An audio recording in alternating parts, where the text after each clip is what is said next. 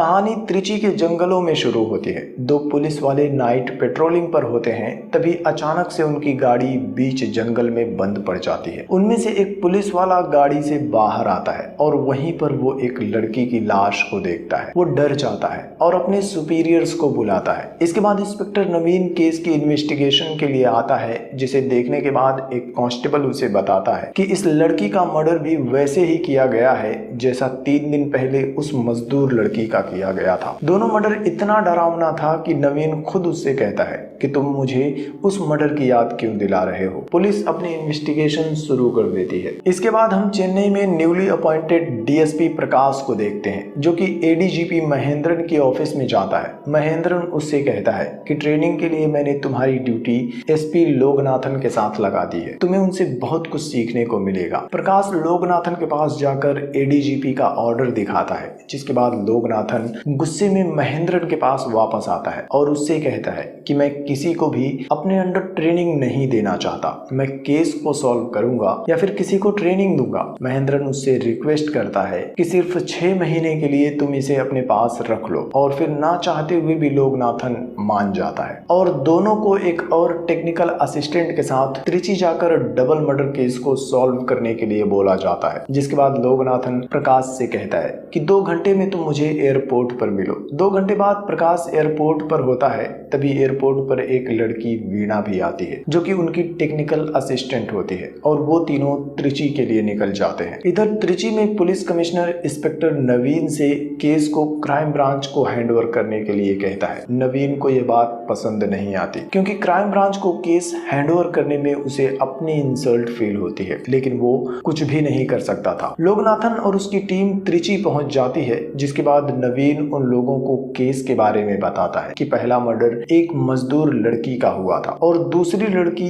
एक बड़े जर्नलिस्ट की बेटी है, जिसकी वजह से आप सबको यहाँ बुलाया गया है, और दोनों को आपस में कोई कनेक्शन नहीं था। इसके बाद लोगनाथन अपनी टीम को साथ लेकर मॉर्चरी रूम में जाता है, जहाँ पर लड़की की लाश होती है। मॉर्चरी रूम में डॉक्टर लोगनाथन को बताता है कि मर्डर करने वाले ने सबसे पहले लड़की के बालों को उसके हाथों से बांध दिया था और फिर सामने से लोहे की तार लेकर इसका गला घोंटा गया है, ताकि वो लड़की की आंखों में आंखें डालकर उसे तड़पता हुआ देख सके। इसके बाद लोगनाथन प्रकाश को भी अंदर बुलाता है और डॉक्टर से कहता है कि इसे भी सब कुछ फिर से बताओ, ताकि ये भी कुछ सीख सके। लेकिन प्रकाश वहां खड़ा भी नहीं रह पाता और बाहर आकर उल्टियां करना शुरू कर देता है। लोगनाथन बाहर आता है और उससे कहता है कि चेन्नई जाने के लिए यहाँ से बस, ट्रेन, फ्लाइट जैसे भी चाहो जा सकते हो। लेकिन प्रकाश वापस उनके साथ ही आकर गाड़ी में बैठ जाता है। इसके बाद वो लोग होटल रूम में जाते हैं। होटल में प्रकाश अपनी किताबें लेकर केस की नोट्स बनाने लगता है, जैसे कि यूनिवर्सिटी का कोई स्टूडेंट हो। लोगनाथन एक बार फिर से उसका मजाक उड़ाता है। प्रकाश को लोगनाथन का यह रूखा बर्ताव पसंद नहीं आता। वो कमरे से बाहर आता है, तभी लिफ्ट के पास उसे वीणा मिल जाती है। वो वीणा के साथ छत पर जाता है और उससे कहता है कि इन्हें मेरी थोड़ी सी तो रिस्पेक्ट करनी चाहिए, आखिर यूनिवर्सिटी में मैं गोल्ड मेडलिस्ट था। वीणा उससे कहती है कि मैंने पहले भी लोगनाथन सर के साथ काम किया है, वो ऐसे ही हैं और तुम्हें सिर्फ अपने काम पर ध्यान देना चाहिए। जब तुम अच्छा काम करोगे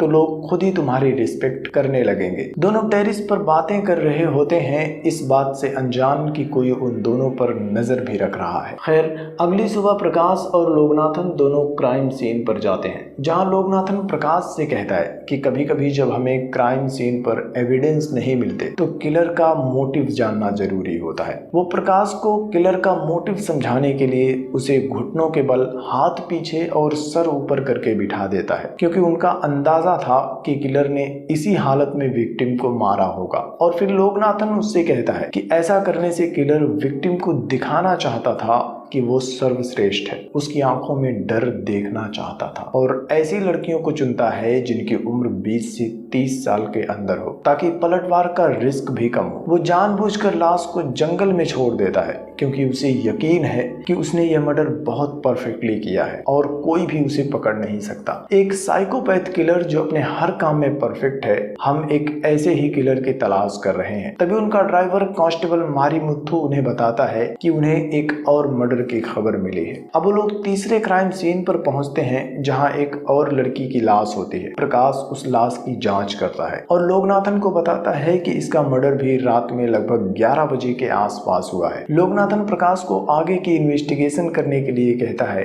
और खुद कमिश्नर से मिलने के लिए चला जाता है। इन्वेस्टिगेशन में प्रकाश को पता चलता है कि लड़की एक एनजीओ में काम करती थी और शाम को गरीब बच्चों को फ्री में ट्यूशन देती थी। एनजीओ में पूछने पर एक दूसरी लड़की प्रकाश को बताती है कि आखिरी रात जब वो लड़की घर जा रही थी तब उसकी स्कूटी खराब हो गई थी। इसके बाद प्रकाश मारीमुथु के साथ पास के एक गैराज पर जाता है जहां एक आदमी अपनी कार बनवाने के बाद रिवर्स ले रहा होता है। उस गाड़ी से बच्चों के टॉय गन जैसी आवाजें आ रही होती हैं जो प्रकाश का ध्यान अपनी ओर खींचती हैं और उसी कार के पीछे उस लड़की की स्कूटी भी होती है। गैराज का मालिक बताता है कि लड़की रात में उसके पास स्कूटी बनवाने के लिए आई थी, लेकिन इसका इंजन सीज हो गया था और मेरे कहने पर वो गाड़ी छोड़कर पैदल ही अपने घर चली गई थी। आगे कमिश्नर के ऑफिस में लोकनाथन उससे कहता है कि हम एक सीरियल किलर को ढूंढ रहे हैं जो हर 3 दिन में एक लड़की का मर्डर कर रहा है, इसलिए मुझे एक बड़ी फोर्स चाहिए जो रात में मेरे कहने के मुताबिक पेट्रोलिंग कर सके। कमिश्नर उसकी बात मान जाता है और लोकनाथन सभी पुलिस वालों को सिविल ड्रेस में रात भर पेट्रोलिंग करने के लिए कहता है और कंट्रोल रूम में वीना से कहता है कि आज रात जितनी भी मिसिंग कंप्लेंट्स आएंगी वो सबसे पहले मुझे बताना। थोड़ी देर बाद एज एक्सपेक्टेड वीना लोकनाथन को एक मिसिंग केस रिपोर्ट करती है। उस लड़की के घर से थोड़ी दूर पर एक गन्ने का खेत होता है। लोकनाथन पूरी फोर्स के साथ उस खेत को घेर लेता है और पूरे खेत में किलर को ढूंढने लगते हैं, लेकिन तभी वीना वापस से लोकनाथन को कॉल करके बताती है कि ये एक फॉल्स कंप्लेंट थी और वो लड़की बिना बताए अपने फ्रेंड के घर पर चली गई थी जो कि अब अपने घर वापस आ चुकी है। लेकिन इसके थोड़ी ही देर बाद उन्हें एक और मर्डर की इंफॉर्मेशन मिलती है। वो लोग क्राइम सीन पर पहुंचते हैं और उन्हें पता चलता है कि ये लड़की उनके ही कांस्टेबल मारीमुथु की बेटी है। अगली सुबह लोकनाथन और प्रकाश उस लड़की की अंतिम यात्रा में शामिल होते हैं। प्रकाश फ्रस्ट्रेशन में होता है और वो रंगनाथन से कहता है कि क्या आपके पास इतने परफेक्ट क्राइम को सॉल्व करने का एक्सपीरियंस है। एक्सपीरियंस सुनकर लोकनाथन को समझ में आ जाता है और वो प्रकाश से कहता है कि किलर ने बहुत ही परफेक्टली मर्डर किया है, जैसे कि वो पूरी तरह से एक्सपीरियंस्ड हो, इसलिए हम उसके पहले मर्डर को ही पहला मर्डर नहीं मान सकते। हो सकता है कि उसने पहले भी मर्डर किया हो। इसके बाद लोकनाथन, प्रकाश और वीना रिकॉर्ड रूम में जाते हैं और पिछले 10 साल के रिकॉर्ड्स को चेक करते हैं, लेकिन उन्हें कोई भी क्लू नहीं मिलता। तब प्रकाश कहता है कि मैंने एक किताब में पढ़ा था कि कभी कभी ऐसे किलर्स जो खून करना बंद कर देते हैं और पकड़े नहीं जाते, वो कुछ सालों बाद फिर से एक्टिव हो जाते हैं, क्योंकि इस दौरान उन्हें कुछ ऐसा मिल जाता है जो उनकी फीलिंग्स को उसी तरह से सेटिस्फाई करता है जैसा उन्हें मर्डर करने पर मिलता था। और जब वो चीज उनके पास नहीं रहती तब वो फिर से मर्डर करना शुरू कर देते हैं। इसके बाद लोकनाथन के कहने पर वीना और प्रकाश पिछले 30 साल के रिकॉर्ड्स को चेक करते हैं और आखिर में प्रकाश को 1973 से 1979 के बीच 9 ऐसे केसेस मिल जाते हैं जिनमें 45 साल से ऊपर की महिलाओं का गला घोंटकर मार दिया गया था, लेकिन कातिल कभी पकड़ा ही नहीं गया। यह सभी मर्डर्स अलग अलग जगह पर हुए थे और सभी केसेस के इन्वेस्टिगेशन ऑफिसर था जॉन सेबेस्टियन। इसके बाद लोकनाथन प्रकाश से उन सभी केसेस को स्टडी करने के लिए कहता है और खुद इंस्पेक्टर जॉन से मिलने के लिए उनके घर जाता है। जॉन के घर पर उनका बेटा कैनेडी होता है। लोकनाथन उसे बताता है कि मैं दुबई में रहने वाला एक बिजनेसमैन हूँ। जॉन ने मेरी बहुत हेल्प की थी और इसलिए मैं उनसे मिलने के लिए आया हूँ। कैनेडी लोकनाथन को बताता है कि कुछ सालों पहले जॉन की हार्ट अटैक से मौत हो गई थी। वो लोकनाथन को अपने घर के अंदर बुलाता है और आगे बातों ही बातों में कैनेडी उसे बताता है कि 1979 में मेरी शादी हुई थी, लेकिन कुछ महीनों पहले मेरी पत्नी की मौत हो चुकी है और अब मेरा एक बेटा है जो कि दिल्ली में रहकर पढ़ाई कर रहा है। इन्हीं बातों के बीच में लोकनाथन को एहसास होता है कि कैनेडी को असल में OCD ऑब्सेसिव कंपल्सिव डिसऑर्डर है, मतलब उसे हर एक काम को सही से करने की आदत है। लोकनाथन जैसे ही कुछ छूता है कैनेडी उसकी सफाई करने लगता है और जहां पहले से रखी थी उसी हालत में वैसे ही रख देता है। इसके बाद लोगनाथन उसके घर से वापस जाने लगता है। उसी टाइम पर लोगनाथन को प्रकाश का कॉल आता है। दरअसल सेम टाइम पर प्रकाश भी उन फाइलों को चेक कर रहा था, तब उसे हर एक लाश की गर्दन पर कुछ निशान दिखाई देता है। पूछने पर डॉक्टर उसे बताता है कि यह हमारी बॉडी का एक प्रेशर पॉइंट है, जिस पर एक प्रॉपर प्रेशर देने पर आदमी कुछ टाइम के लिए बेहोश हो जाता है। अभी के लिए ये सारी जानकारी आपको इंटरनेट पर मिल जाएगी, लेकिन 1973 के आसपास की बात करें तो ऐसी जानकारी सिर्फ किताबों में ही मिलती थी। प्रकाश लाइब्रेरी में जाता है और 1973 से 79 के बीच के रजिस्टर्स को चेक करता है। तब उसे पता चलता है कि कैनेडी नाम के एक आदमी ने उस किताब को कई बार पढ़ा है। जिसके बाद प्रकाश लोगनाथन को कॉल करके बताता है कि हमारे किलर का नाम कैनेडी हो सकता है। लोगनाथन उससे कहता है कि मैं अभी अभी उससे मिलकर आ रहा हूँ। पुलिस वाले कैनेडी पर 24 आवर नजर रखना शुरू कर देते हैं। वो कैनेडी के बगल वाला घर किराए पर लेते हैं और प्रकाश को कैनेडी का पड़ोसी बनाकर उस घर में रहने के लिए भेज देते हैं। कैनेडी उसे देख लेता है और उसे अपना पड़ोसी समझता है। इसके अलावा लोगनाथन भी पेट्रोलिंग टीम के साथ आसपास ही मौजूद होता है, ताकि कैनेडी जब भी बाहर निकले वो लोग कैनेडी का पीछा कर सकें और इस दौरान प्रकाश भी उसके घर में घुसकर घर की तलाशी ले सके। एक शाम को कैनेडी अपने घर से बाहर निकलता है। लोगनाथन पेट्रोलिंग टीम से कैनेडी का पीछा करने के लिए कहता है, लेकिन कैनेडी उनके हाथों से निकल जाता है। 3 घंटे बाद एक पुलिस को कैनेडी की गाड़ी रेलवे क्रॉसिंग के पास दिख जाती है, जिसके बाद लोगनाथन प्रकाश को कैनेडी के घर की तलाशी लेने के लिए बोल देता है और पुलिस वाले से कैनेडी के पास जाकर पूछताछ करने के लिए कहता है। कैनेडी उसे बताता है कि मैं अभी एक फिल्म देख कर आ रहा हूँ। उसके पास मूवी का टिकट भी होता है, कहानी भी पता होती है। लोगनाथन पुलिस वाले से उसे आराम से जाने देने के लिए कहता और खुद उसका पीछा करने लगता है। वो प्रकाश को भी घर से निकल जाने के लिए कहता है, लेकिन आखिरी मोमेंट पर प्रकाश उस घर में एक कमरा देखता है जिस पर ताला लगा हुआ था, लेकिन उसके पास समय कम था। कैनेडी के आते ही उससे बचकर प्रकाश उसके घर से निकल जाता है। लेकिन अगली सुबह उन्हें एक और मर्डर की इंफॉर्मेशन मिलती है। प्रकाश और लोगनाथन क्राइम सीन पर पहुंचते हैं। तब एक कांस्टेबल उन्हें बताता है कि इसका कातिल पकड़ा गया है। बीना बताती है कि यहाँ से कुछ दूरी पर रात में पुलिस ने चेक पोस्ट लगाया था, जहाँ कातिल को इस लाश के गहनों के साथ पकड़ा गया है और उसने सारे मर्डर का इल्जाम कबूल कर लिया है। यह सुनकर लोगनाथन कहता है कि हो सकता है कि उसने मर्डर होने के बाद लाश पर सोना देखा हो और चुरा लिया हो, लेकिन वो कोर्ट तक जिंदा नहीं पहुंचेगा। इसके बाद नवीन भी उनके पास आता है और उनसे कहता है कि अब तुम्हारा काम यहाँ से खत्म हो चुका है, तुम लोग यहाँ से वापस चेन्नई जा सकते हो। अगली सुबह टीवी पर खबर आती है कि उस कातिल ने कोर्ट में जाने से पहले जेल में ही सुसाइड कर ली है। दरअसल यह सब नवीन ने किया था। उस चोर को बस लाश के गहनों के साथ पकड़ा गया था, लेकिन पुलिस वालों ने उसे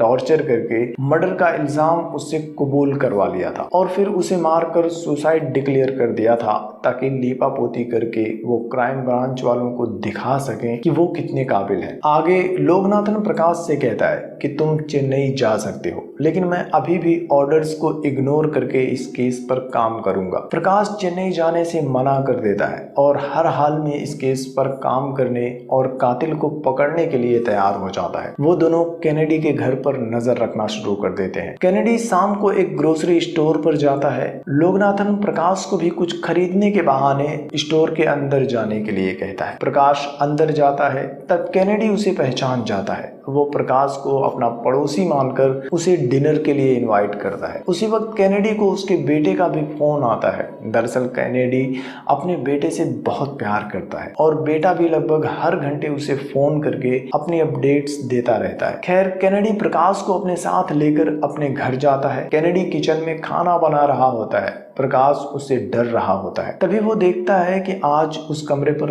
ताला नहीं लगा है। वो थोड़ी सी हिम्मत जुटाता है और कैनेडी से छुपकर उस कमरे में घुस जाता है। कमरे के अंदर उसे एक तस्वीर के पीछे 1979 के एक विक्टिम की तस्वीर मिल जाती है, जिसका मर्डर कैनेडी ने किया था। तभी कैनेडी भी उसके पीछे से कमरे के अंदर आ जाता है और वो प्रकाश को बेहोश कर देता है। वो प्रकाश को मारने वाला होता है। उसी वक्त लोगनाथन डोरबेल बजा देता है। कैनेडी दरवाजा खोलता है, लेकिन इस बार लोगनाथन उसे बताता है कि मैं एक पुलिस वाला हूँ और कैनेडी को गन पॉइंट पर रखकर उस कमरे के अंदर लेकर आता है और प्रकाश को छुड़ा लेता है। वो लोग तस्वीर हटाकर देखते हैं तो उन्हें 73 से 79 के बीच के सभी विक्टिम्स की तस्वीर मिल जाती है, जिसके बाद कैनेडी उन्हें अपने बारे में बताना शुरू कर देता है। और फ्लैशबैक में हमें कैनेडी की स्टोरी दिखाई जाती है। हम देखते हैं कि कैनेडी अपने पापा इंस्पेक्टर जॉन के साथ रहता है, लेकिन जॉन कैनेडी की हर छोटी छोटी गलती पर उसकी बहुत पिटाई करता है और कैनेडी से हर काम एकदम परफेक्ट और सफाई के साथ करने के लिए कहता है। कैनेडी अपने पापा से बहुत डरता है और ज्यादातर घर के बाहर ही रहता है। और एक दिन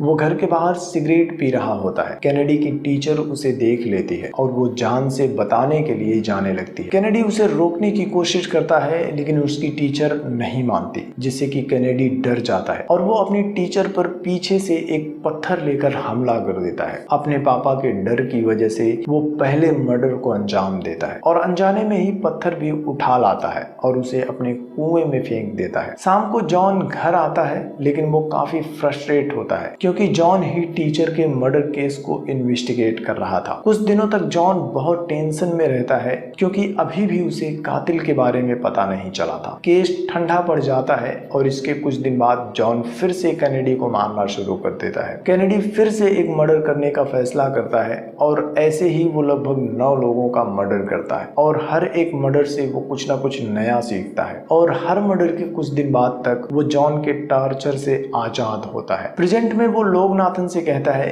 कि मैं मर्डर करना ही नहीं चाहता था और अब तक कोई भी ऐसा दिन नहीं गया है जब मुझे अपनी उस गलती पर पछतावा ना हुआ हो। उनकी बातों से प्रकाश को यकीन हो जाता है कि अब जो मर्डर हो रहे हैं उनमें कैनेडी का हाथ नहीं हो सकता, क्योंकि आज के नए किलर को कैनेडी की तरह पछतावा नहीं होता। आगे कैनेडी उन्हें बताता है कि कुछ महीनों पहले मेरे पास एक आदमी आया था। उसने मेरी आंखों पर पट्टी बांध दी थी और उसने मुझे बताया था कि वो मुझे 1979 से ही जानता है। उसने मुझे एक मर्डर करते हुए देखा था। वो मुझसे मेरी टेक्निक सीखना चाहता था। डर के मारे मुझे जो कुछ भी पता था, जो कुछ भी मैं जानता था, मैंने उसे सब कुछ बता दिया था। प्रकाश उससे कहता है कि तुम हमें उसके बारे में बता सकते हो। कैनेडी कहता है कि मैंने उसे कभी नहीं देखा है, लेकिन उसकी गाड़ी की आवाज पहचानता हूँ। जब भी वो रिवर्स लेता है तब उसकी गाड़ी से बच्चों के टॉय गन की जैसी आवाज आती है, जिसे सुनकर प्रकाश को याद आता है और वो लोगनाथन को बताता है कि एक ऐसी ही आवाज मैंने गैराज पर सुनी थी जब मैं एनजीओ वाली तीसरी लड़की के मर्डर केस के बारे में पूछताछ करने के लिए गया था। इसके बाद लोगनाथन कैनेडी को पुलिस स्टेशन चलने के लिए कहता है, लेकिन कैनेडी उससे कहता है कि मुझे मार दो और कोशिश करना कि मेरी मौत एक हादसा लगे ताकि मेरे बेटे को एक्सीडेंट के पैसे मिल सके। मैं नहीं चाहता कि मेरे बेटे को पता चले कि उसका बाप एक साइकोपैथिक मर्डरर था। लोगनाथन उसकी बात नहीं मानता और जबरदस्ती उसे पुलिस स्टेशन लेकर जाने लगता है, लेकिन कैनेडी उनसे छूटकर खुद को किचन के अंदर बंद कर लेता है और गैस ब्लास्ट कर देता है, जिससे कि कैनेडी की मौत हो जाती है। अब प्रकाश और लोगनाथन उस गैराज पर जाते हैं। गैराज वाला लड़का उन दोनों को अपने साथ लेकर मुथु सेल्वन नाम के एक आदमी के घर पर जाता है। मुथु सेल्वन भी उसी एनजीओ में काम करता था और यही है असली कातिल। दरअसल मुथु सेल्वन कम कमाता था और अपनी वाइफ को सेटिस्फाइड नहीं कर पाता था। इसी वजह से उसकी वाइफ उसको हमेशा डांटती रहती थी और उसके सामने ही अपने बॉयफ्रेंड के साथ मजे करती थी। और जब भी मुथु गुस्सा करता तो उसे पुलिस की धमकी भी देती थी। और आखिरकार जब मुथु की वाइफ अपने बॉयफ्रेंड के साथ भाग गई थी तो उसके बाद से ही अपना गुस्सा निकालने के लिए मुथु ने लड़कियों का मर्डर करना शुरू कर दिया था। इधर प्रकाश और लोगनाथन उसके घर पहुंचते हैं तो घर पर कोई नहीं होता। घर पर उन्हें मुथु की वाइफ और अब तक के सभी विक्टिम्स के फोटोग्राफ मिल जाते हैं। इसके अलावा उन्हें पास के ही एक कॉफी शॉप के बिल्स भी मिलते हैं। वो दोनों कॉफी शॉप जाने लगते हैं, लेकिन रास्ते में ही फोटोज देखने के बाद उन्हें पता चल जाता है कि मुथु की वाइफ के गाल पर डिंपल है और सभी विक्टिम्स के भी गाल पर डिंपल है। मतलब मुथु अपनी वाइफ का गुस्सा डिंपल वाली लड़कियों पर निकालता है। वो लोग कैफे पहुंचते हैं, लेकिन मुथु वहां नहीं होता। वेटर उन्हें बताता है कि मुथु पिछले 2-3 दिन से वहां आता था और खिड़की के किनारे एक टेबल पर काफी देर तक बैठकर बाहर देखता रहता था। वो दोनों उस टेबल के पास जाकर बाहर देखते हैं तो उन्हें एक सिंगर लड़की का पोस्टर दिख जाता है जो कि आज की रात किसी पार्टी के लिए सामने वाले होटल में रुकी है। लोकनाथन भागकर उस लड़की के कमरे में जाता है और वो लड़की लोकनाथन को बताती है कि मैं आज सुबह ही यहाँ आए हूँ, तो कोई 3 दिन से मुझ पर नजर कैसे रख सकता है। इधर कैफे में बैठकर प्रकाश बाहर देखता है तो उसे पता चलता है कि उन्हें अपने होटल का भी टेरिस दिख रहा है, जहाँ पर खड़े होकर वो वीणा के साथ बात कर रहा था और वीणा के गाल पर भी डिंपल पड़ते हैं। जब तक प्रकाश वीणा को कॉल करके उसे सब कुछ बताता और उसके पास पहुंचता तब तक मुथ्थू ने वीणा को भी किडनैप कर लिया था। प्रकाश और लोकनाथन गाड़ी से उसका पीछा करते हैं लेकिन मुथ्थू जंगल के बीच में गायब हो जाता है। वो दोनों जंगल में मुथ्थू को ढूंढने लगते हैं। इधर एक जगह पर मुथ्थू वीणा को टॉर्चर कर रहा होता है, तब तक प्रकाश वहां पहुंच जाता है। उनके आने की आहट सुनकर मुथ्थू छुप जाता है। प्रकाश वीणा को छुड़ाने की कोशिश करता है लेकिन इसी बीच मुथ्थू पीछे से लोकनाथन को चाकू मार देता है। इसके बाद प्रकाश और मुथ्थू के बीच में थोड़ी देर तक फाइट होती है बट इन द एंड प्रकाश उसकी आंख में गोली मार देता है। मुथ्थू की मौत हो जाती है। प्रकाश और वीणा लोकनाथन को लेकर हॉस्पिटल आ जाते हैं। उन्हें ज्यादा चोटें नहीं आई थी। इसके बाद लोकनाथन प्रकाश से सामान पैक करने और वापस चलने के लिए कहता है। प्रकाश कैनेडी के बगल वाले घर में आकर अपना सामान पैक करता है और बाहर आता है। तब वो पड़ोस में एक लड़के को देखता है जो अपने माँ बाप के बीच लगातार होने वाले झगड़ों से परेशान होता है। प्रकाश उस लड़के के पास जाकर उसे अपना म्यूजिक प्लेयर सुनने के लिए देता है। वो लड़का थोड़ा रिलैक्स फील करता है। इसके बाद प्रकाश उस लड़के के माँ बाप के पास जाता है और उनसे बात करता है। उन्हें समझाता है कि आपके बीच होने वाली लड़ाई से आपका बेटा बहुत परेशान हो रहा है। इसके बाद हम देखते हैं कि उस लड़के की माँ बाहर आकर उसे गले लगाती है। इधर प्रकाश लोकनाथन के पास गाड़ी में आकर बैठ जाता है। लोकनाथन उसे बताता है कि हम दोनों को एक नया केस असाइन हुआ है और वो दोनों एक साथ अपने नए केस की इन्वेस्टिगेशन के लिए निकल जाते हैं और यह फिल्म यहीं पर खत्म हो जाती है।